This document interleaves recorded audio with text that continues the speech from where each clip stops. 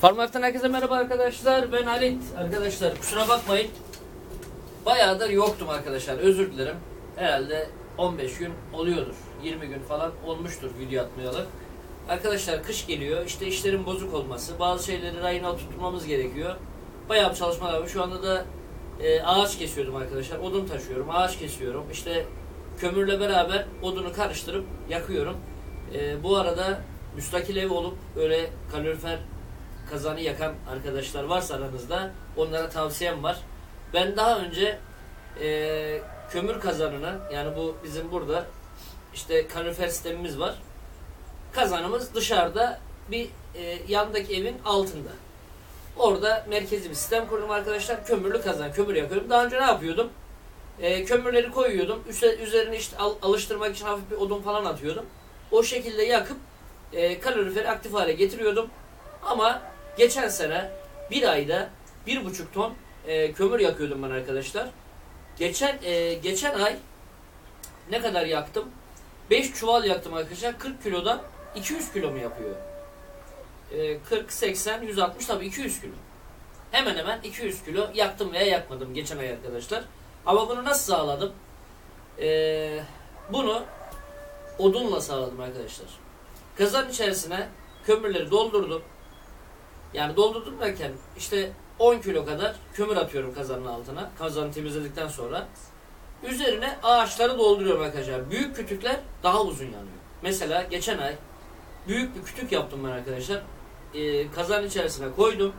Etrafını hafif böyle ağaçlarla destekledim. O kütük arkadaşlar 3 gün boyunca kazanda yandı. Ve ev 3 gün boyunca sıcaktı. Dışarıda gerçekten ciddi bir soğuk vardı. Eğer kömür kazanı kullanıyorsanız tavsiyemdir. Bu sistemi kullanın. Bu sistemi yapın arkadaşlar. 1 ton kömür almışsanız 1 ton da ağaç alabilirsiniz. Kütük alabilirsiniz arkadaşlar. Onlarla beraber yakarsanız faydasını göreceksiniz. Kazan çok daha hızlı ısınıyor. Otomatik kazansa daha da iyi durum. Çünkü ben otomatik sistem kullanıyorum. Belli bir sıcaklığı geldiği zaman ateşi söndürüyor. Beklemeye geçiyor arkadaşlar. Evinizin izolasyonu falan da varsa zaten yürür gidersiniz. Ben video çekmediğim dönemlerde neler yaptım arkadaşlar? Öncelikle bizim internette bir yemek tarifleri sitemiz vardı arkadaşlar. Yemek.yt adresimiz arkadaşlar. Yemek.yt ziyaret edebilirsiniz. Siteyle alakalı fikirlerinizi merak ediyorum. Yani siteye ne tür bir geliştirme yapmalıyım, neler yapmalıyım? Zaten siteyi kurduk. Sağ olsunlar işte SEO ile ilgilenen arkadaşlarımız var. İşte web yazılımı ile ilgilenen arkadaşlarımız var. Gerekli işlemler onlar yaptılar. İşte yemekleri kategori ayırdık. İşte et yemekleri ayrı, salataları ayrı, pilav ayrı, işte makarna çeşitleri ayrı, işte pide çeşitleri, ekmek çeşitleri, çorba çeşitleri, içerisinde her şey var arkadaşlar. Ama sizden isteğim siteye gidip bir göz atmanız. Yemek.yt açıklamaya da link bırakacağım arkadaşlar. Bir bakın. Tavsiyelerinizi bekliyorum. Sitede başka neler görmek istersiniz? Bunları yapmak istiyorum. Bunların haricinde bir de Farm Life'da şu an görüyorsunuz arkadaşlar değişiklik var. Çilekleri kaldırdım. Dışarıda limonlar vardı. Limon ağaçlarını çoğalttık arkadaşlar. Limonları diktik. Şu anda dikilmeyi bekleyen portakal, işte mandalina gibi ağaçlar var. Kivi var. Kivilik yapacağız arkadaşlar. Şu anda buradaki çilekleri kaldırdık. İşte çevre düzenlemesine, evin etrafına 7 veren limon cinsleri dikiyorum. İşte bu söylediğim cinsleri dikeceğim arkadaşlar. Onun haricinde bir tane daha web projemiz var. Web sitesi projemiz var. Farm Life'ı online'a çevireceğim arkadaşlar. Yani Farm Life'ı ne zaman izlemek istiyorsanız canlı olarak Farm Life'ı izleyeceksiniz. Yani çeşitli kameralar olacak. Çeşitli bölgelerde kameralarımız olacak arkadaşlar. İsteyen doğayı izleyecek, isteyen hayvanları izleyecek, isteyen güvercinleri, tavukları izleyecek, bahçeyi izleyen olabilir. Ben burada odun falan kesiyorum, ağaç kesiyorum, işte parçalıyorum. Arada bir görüntüleri de beni de yakalayabilirsiniz. Bunları yapmayı planlıyorum arkadaşlar. Şu anda zaten yazılımıyla alakalı Farm Life'ın çalışmaları devam ediyor. Yemek.yt sitemiz hazır. Şu an aktif arkadaşlar. Biliyorsunuz ben YouTube'dan para kazanmıyorum. YouTube'daki reklamlarımız kapalı arkadaşlar. Hayvanlara ve sizlere yardımcı olmaya çalışıyorum. Sizleri sevdiğim için bu kanalda reklamları aktif hale getirmedim. partnere geçmemize rağmen partneri bir şekilde oyalıyorum. İşte video içerisinde, içeriklerinde tanıtımlar olduğunu söylüyorum. Mesela bu video içerisinde yemek.yt tanıtımımız var ve ben bunları partnere bildiriyorum ve reklamları ne kadar geciktirirsek o kadar iyidir. Yarın öbür gün kendileri artık patlayıp otomatik reklamlar açarlarsa arkadaşlar ben yapmadım bunu bilin, ama yemek.yt sitemiz tabii ki ticari, girdiğiniz zaman oradan para kazanıyoruz. Zaten şu anda diğer yaptığımız sektörlerdeki işlerimiz durdu arkadaşlar. Uluslararası reklamcılık durdu. Haber ajansında reklam işi durdu. Yemek üzerine biliyorsunuz arkadaşlar, ben hem hayvanlarla ilgili projeler yapıyorum, hem çiftliklerle alakalı projeler yapıyorum.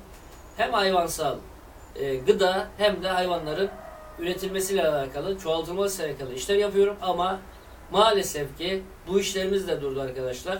Allah'tan kiramız yok, işte fazla giderimiz yok, kendimizi kısabiliyoruz. Elde avuçta biraz bir şeyler var, onları kullanıyoruz arkadaşlar, ama olmayanlara üzülüyorum. Olmayanlara Allah kolaylık versin.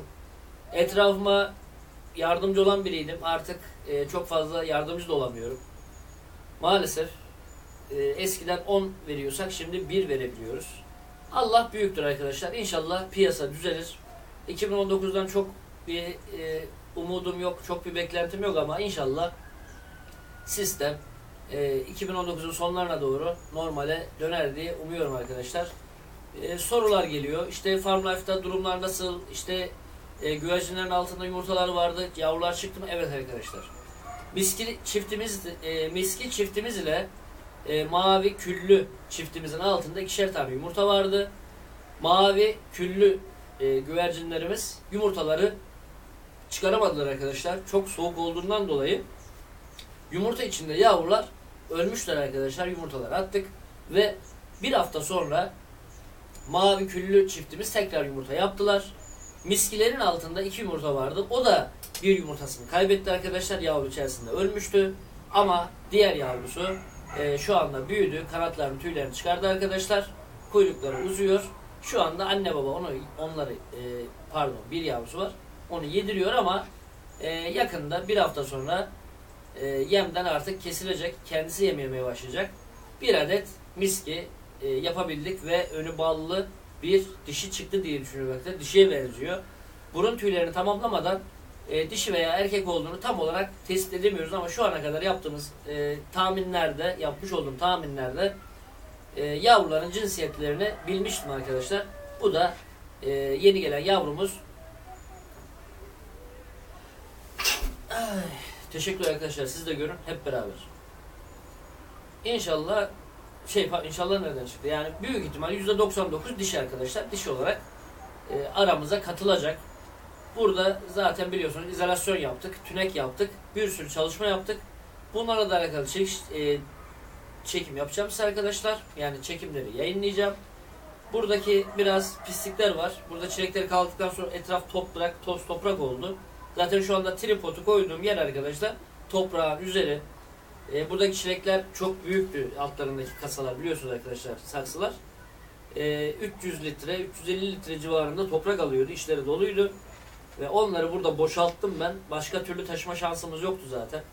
Onları burada boşalttım ve boş haliyle taşıdım arkadaşlar. Boş hali bile yaklaşık 35-40 kilo civarında bir ağırlığa sahipti. Onları taşıdım. Onların içerisine toprak koydum. Bir kademe toprak attım. Üstüne bir kademe odun külü attım. Üzerine bir kademe toprak, üzerine bir kademe tavuk ve bıldırcın gübresi, üzerine bir kademe toprak, üzerine bir kademe güvercin gübresi, üzerine toprak ve en üstüne tekrar kül koyarak arkadaşlar bolca suladım.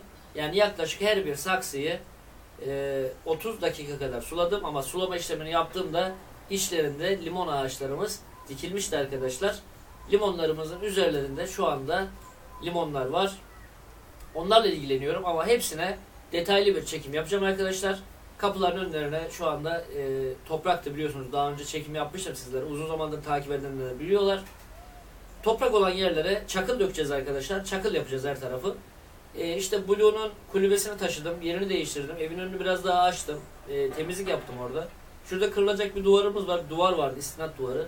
Onu yıkıp oraya farklı bir şey yapılacak. Şimdi zaten iş makinesi gelip gidiyor arkadaşlar. Bir daha çağıracağım onu. Şurada yapması gereken biraz daha işler var. Kapalı bir sera yapmayı düşünüyordum. Şu an hala kararsızım. Bir düzlük yapıp böyle bir sıra limon, işte 50 tane bir sıra limon, 50 tane bir sıra işte mandalina, 50 sıra portakal, ama hepsi telde ve düzenli arkadaşlar, tek sıra. Ben bahçe işinde biraz titizim. Bahçede her şey düzenli olmalı. Düzenli değilse zaten bahçeye gitmek istemiyorum arkadaşlar. Böyle uzaktan bakarım ve nefret ederim yani. Düzenli olacak abi. Her şey sıralı. Arasında böyle yürüyeceksin. Alacaksın böyle meyve, yiyeceksin. İlaçsız olacak, organik olacak. Rahatsızım. Psikopatım bu konuda. Durumlar böyle arkadaşlar. Kanalda sorular soruluyor. Sorulara cevap vermediğimin farkındayım. Hem zamanım olmadığından dolayı hem de sorulan sorular kanalımızda mevcut arkadaşlar. Bir sürü video çektik. 500 video çektik ve 500 videoda bütün sorularınızın cevapları var. Bunlarla ilgilenip bakarsanız arkadaşlar bunların hepsini göreceksinizdir. Şimdi bizim YouTube kanalındaki videoların bazıları bulunamıyor, görünemiyor. SEO çalışması yapılması gerekiyor. Onların da SEO çalışmalar yaptıracağım arkadaşlar sizler için. Google'a ve YouTube'a yazdığınız zaman istediğiniz sorunun videosunu çok daha rahat bir şekilde bulabileceksiniz arkadaşlar. Ama şunu unutmayın, en çok sorulan soruların cevapları bu videonun altındaki açıklamada yer alıyor arkadaşlar. Bazı arkadaşlarımız videoları izlemeden yorum yapıyor. İşte uçum videolarına hala yorumlar gelmeye devam ediyor arkadaşlar. Birinci video izleniyor, ikinci video izlenmiyor. Mesela birinci video çok fazla izleniyor ama diğer videolar, uçum videoları izlenmiyor. Ve birinci videodan izlendikten sonra hemen yorumlar gelmeye başlıyor arkadaşlar. Yapmayın. Lütfen uçum videolarını sonuna kadar izleyin. Seri videoları sonuna kadar izleyin arkadaşlar. Yapılan bütün hataları ben uygulamalı olarak gösterdim çünkü. Böyle yaptık, bu hatalıdır dedim. İkinci videoda anlattım. Üçüncü videoda ikinci videonun hatalarını anlattım. Dördüncü videoda, belki de dördüncü videoda yaptığım hatayı dördüncü videoda anlatmış olabilirim. Ama dördüncü videoda yaptığım hatayı beşinci videoda da anlatmış olabilirim arkadaşlar, ki bu şekilde karmaşık gidiyor. Çünkü seri olarak takip ettiğiniz zaman videoları bütün olayı çözmüş oluyorsunuz. Çok fazla yorum geliyor. Kötü yorum yazan arkadaşlara da kötü bir şey söyleyemem. Onları da seviyorum. Neden böyle anlayışlı davranıyorum arkadaşlar? Onu da söyleyeyim size. Ben de bir video izlerken videoda bir şey söylendiğinde ben yorum yazıyorum ama videoyu izlemeye devam ediyorum. Sonra bakıyorum ki yaptığı şeyin hatalı olduğunu anlatıyor. Sonra tekrar eski yorumumu silmiyorum. Tekrar yeni video yorum yazıyorum. Bazı videoların altında farklı kanallara ait bazı videoların altında 4-5 tane, 6 tane, 10 tane yorum attığımı görebilirsiniz. Bazı arkadaşlar farklı kanallarda, yabancı kanallarda beni görüyorlar. Mesela adam güvercin kuş tuzağı kuruyor yere. İşte böyle şey çalışıyor. Yani mitolojik çalışmalar yapıyor. Eski devir çalışmalar, yani böyle kafes yapmış. İşte altına çubuk koymuş. Yem koymuş ya da yiyecek koymuş. Kanatlı hayvan yakalamaya çalışıyor. Güvercinin bütün tüylerini yolmuş. Ne kanat kalmış ne kuyruk kalmış kuşta. Kuş zaten olmuş palak gibi. Hayvan yorgun. İşte hayvan alıyor atıyor oraya. Yani hayvan yakalamış gibi yapıyor. Ben bunları görünce çıldırıyorum arkadaşlar. Hemen deliriyorum yani. Böyle hemen yorumları başlıyorum yazmaya. Beni oralarda yakalayan arkadaşlar da oluyor. Çok iyi biliyorlar. Ama yine de videoları sonuna kadar izlerim. Hep şunu beklerim, yani kötü bir videonun sonunda belki kamera şakası diyecek diye beklerim arkadaşlar. Video çekmediğimiz süre içerisinde Facebook'tan takip eden arkadaşlar biliyorlar. Evde bir kedimiz var. Ankara kedisi geldi arkadaşlar. Farm Life'in yeni üyesi. Erkek bir Ankara kedisi arkadaşlar. Çok sevdim onu. Aldık yani, bir yerden geldi. Araştırmadım. Öyle düşeşten bir yerden geldi arkadaşlar. Tabii ki bakım masraflarını falan ödedik. Çünkü sevdim. Normalde kedi bakmam arkadaşlar. Köpekleri severim ama hayvanlara dayanamıyorum. Ne olursa olsun. Yani hayvan olsun. Severim. Yılan olsun. Akvaryum içerisinde bakayım. Ama yılan akvaryum içerisinde çok rahat etmiyor arkadaşlar. Gezmek istiyor. Avlanmak istiyor. O yüzden yılan dışarıda iyidir. Tavukları çıkarıyorum dışarıya. Geziyorlar falan filan. Arkadaşlar, videomuzu izlediğiniz için çok teşekkür ederim arkadaşlar.